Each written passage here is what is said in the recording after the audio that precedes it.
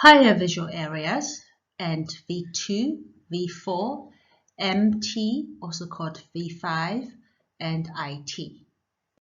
Let's remind ourselves brain regions along the visual pathway, from retina to frontal eye field. Neuroreceptive fields become larger along the visual pathway. Much less is known about neurons' properties in cortical areas beyond V1. It is more difficult to find effective visual inputs to drive neurons in higher cortical areas, and their receptive field properties are more dependent on other factors, such as attentional states of the animals. The visual pathway is also divided into brain regions belonging to the ventral visual pathway versus the dorsal visual pathway. Information about what visual objects are tend to be more in the ventral pathway, and information about where visual objects are tend to be more in the dorsal visual pathway. Brain lesions in these areas make object recognition tasks more difficult, but animals can still reach for objects. Neurons in these areas are more sensitive to color, shape, textures, which are useful for object recognition. Conversely, brain regions in these areas make reaching for objects more difficult without affecting object recognition as much. Neurons in these areas are more sensitive to visual motion, speed, and other spatial aspects of visual inputs. Collectively, V1 neurons cover the whole visual field. This visual coverage becomes smaller for higher cortical areas, especially along the ventral visual pathway concerned with object recognition. For example, V4 seldom responds to visual inputs beyond 40 degrees in visual eccentricity. V2 is the next stage from V1 along the visual pathway and is about as large as V1. Properties of neuroreceptive fields are superficially similar to those in V1. For example, neurons are tuned to orientations, although the receptive fields are slightly larger. V2 neuron can respond to illusory contours. For example, to this input image in grayscale, the red oval marks the location and extent of the receptive field of a V2 neuron. Let this neuron be tuned to vertical orientation, so it's excited by this vertical luminance edge in this image. This is another example. A neuron tuned to vertical edge or bar can be excited by this long line when its receptive field falls on this line.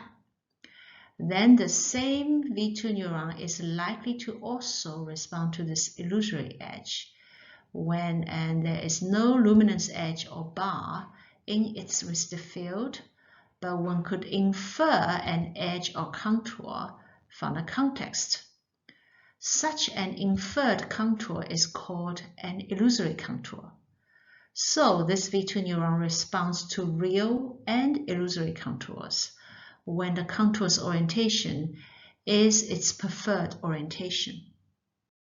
So this neuron could also respond to this illusory vertical contour, which could be inferred from these abutting horizontal lines, or to this illusory contour, but it's not excited by this input or this one, since no illusory contours can be inferred from the context in these two situations.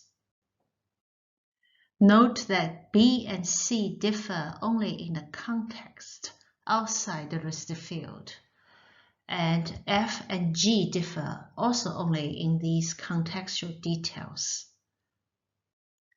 V2 neurons' responses are also sensitive to something called border ownership.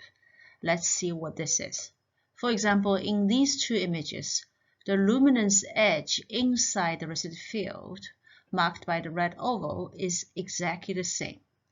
It is an edge between a lighter image region on the left and a darker image region on the right. One could infer that this border is likely owned by the white square to its left, and this one likely owned by the dark square to its right.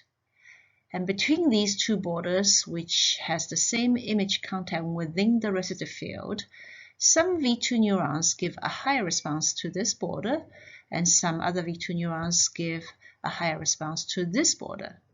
This means that these neurons are not only tuned to the orientation of this border, in this case this orientation is vertical, but also tuned to whether the surface to the left or right of this border owns this border. And such neurons are said to be tuned to border ownership. This signal about the ownership of the border is only available from visual input details from outside the residual field.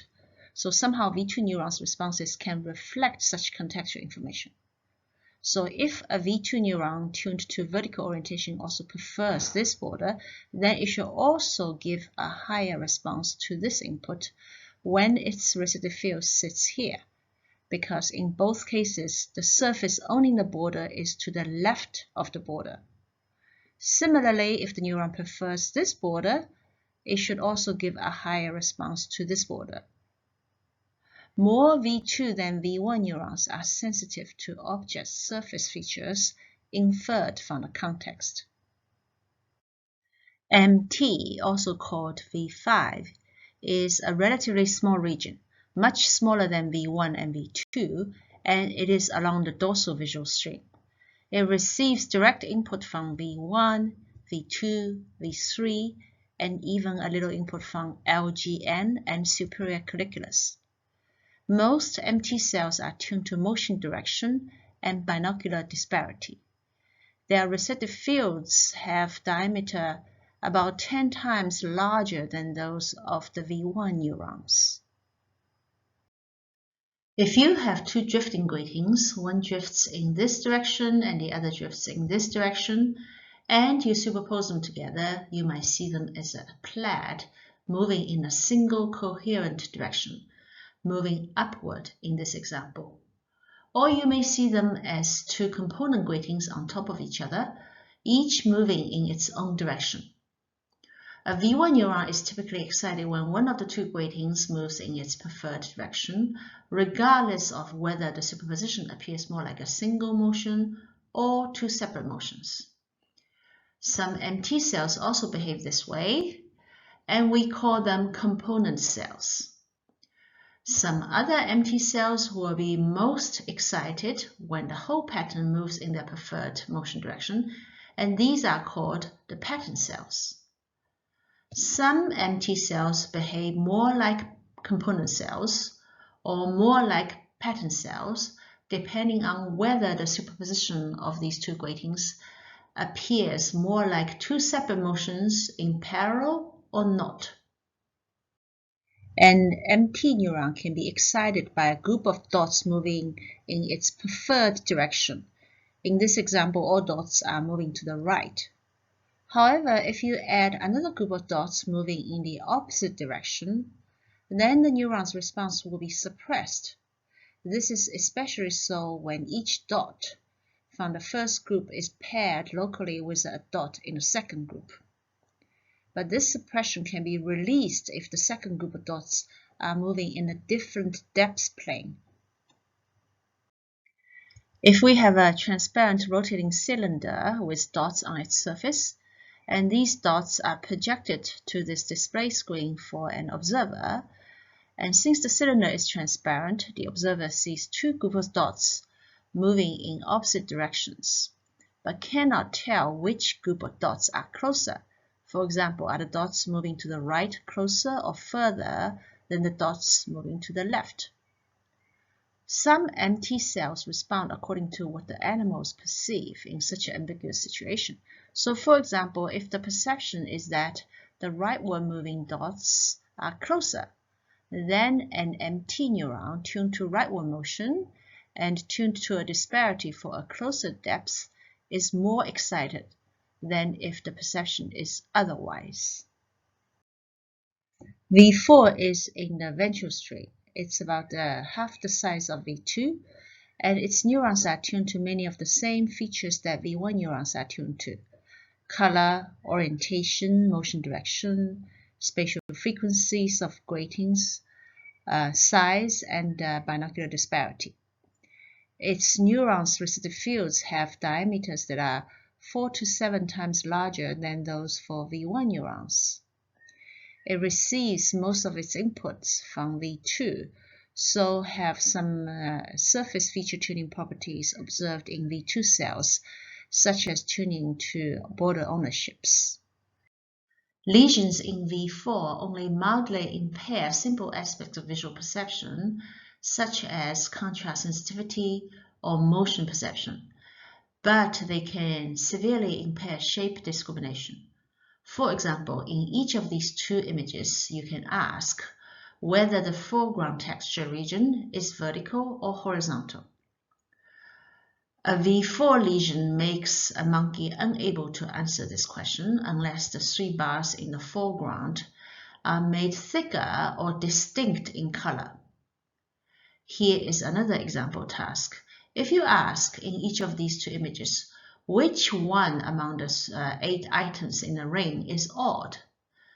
A V4 lesioned monkey cannot answer when this odd one is not salient, although it can answer correctly when the odd one is salient.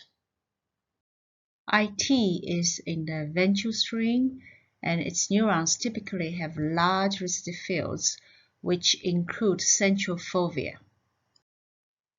IT neurons are most strongly driven by moderately complex spatial shapes, such as a face, a brush-like shape, or a hand. Many cells respond well to many different shapes rather unselectively, but some localized patches in IT contain almost exclusively cells selective to face-like features.